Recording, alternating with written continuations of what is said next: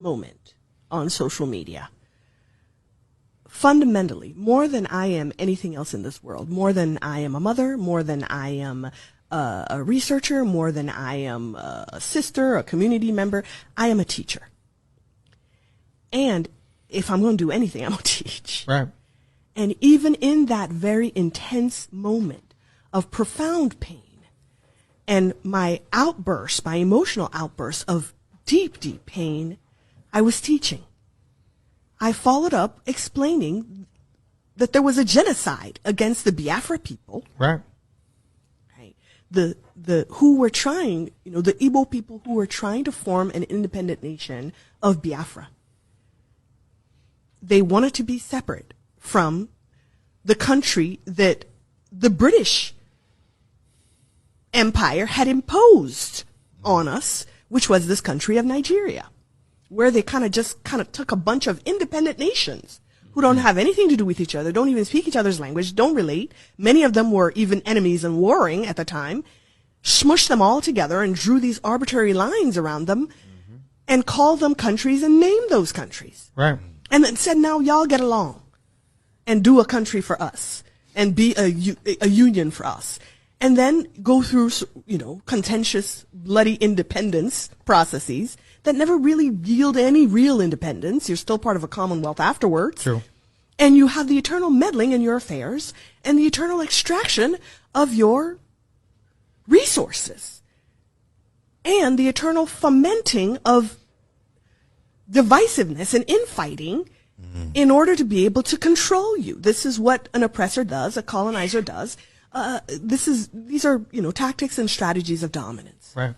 We were subjected to that as a larger unit of Nigeria. And then when the Igbo people said, we want our own thing, let's go and do that. Well, it so happened to be that the territory that this new country of Biafra was going to be in included very, very rich oil reserves. And the British were not going to let go of that. Wow. And the people that they had put in power, their puppet Nigerian governments weren't going to do that either because they needed it for the Nigerian project. Right. And Britain needed it for its own interests and uses. So Great Britain got directly involved in this civil war and in the war for independence and decided that they would do everything to make sure that Biafra did not go. Wow.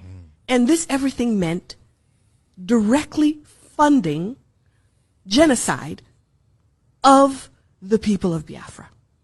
This is what happened. This is the historical record. I'm not saying anything that's in doubt or in question, right? Yeah.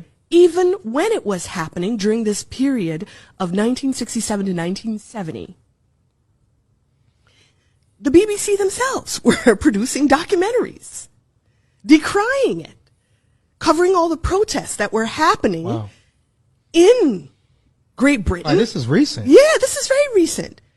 My sister, for example, is turning 60 this month. And my sister was alive at that time. She was like 5, 6. Right. My other brother was alive at the time, and my second brother was in my mother's belly. She was pregnant during this time, running from village to village to escape the bombs that they were throwing at villagers. So when we tell you that 3 million people, some people have said up to 5 million, 6 million, or some people quote low. So the sort of average agreed upon number that you really cannot contest is about 3 million. When you think of a Holocaust, Right. this is a Holocaust. Absolutely. Now, the Holocaust that we typically were most familiar with is the most famous one against the Jewish people. Yes. Where 6 million of them were massacred. Absolutely. So at the most sort of conservative estimation, they did half of us. Right. Half that number. Civilians, these are non-combatants. And more than 1 million children alone starved. Wow. The British paid for that.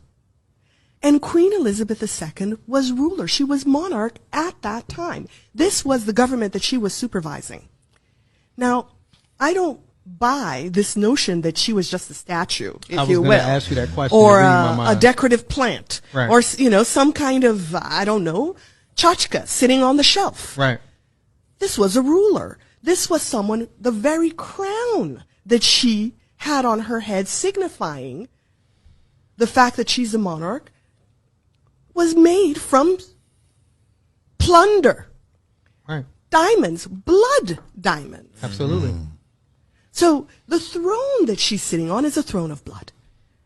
So you cannot say that she was just this little old lady or this figurehead that really had nothing to do with anything, and it was just the British government that were making their deals and, governing however they would, without relating it directly to her, because she directly benefited her very position as a monarch. The palace that she lived in, the opulence, the obscene levels of wealth that she enjoyed, Absolutely.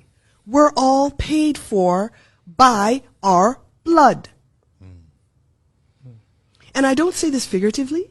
Right. And I don't say this as something that, this long remote past, let's say, of human enslavement, which on my mother's side, she's from Trinidad, my ancestors over there were enslaved by the British. I'm talking about recent living memory of people still alive today. Her money, her government funded our slaughter. And people expected me to be calm or to be, I don't know what they expected. Right. When the person who literally paid money for bombs and guns and military Absolutely. supplies to come and massacre your people is dying. Right. You're not supposed to dance. What's the reaction to that? I remember when we found out that Osama bin Laden was killed, and Americans celebrated, right, because they held him responsible for 9/11, which just passed,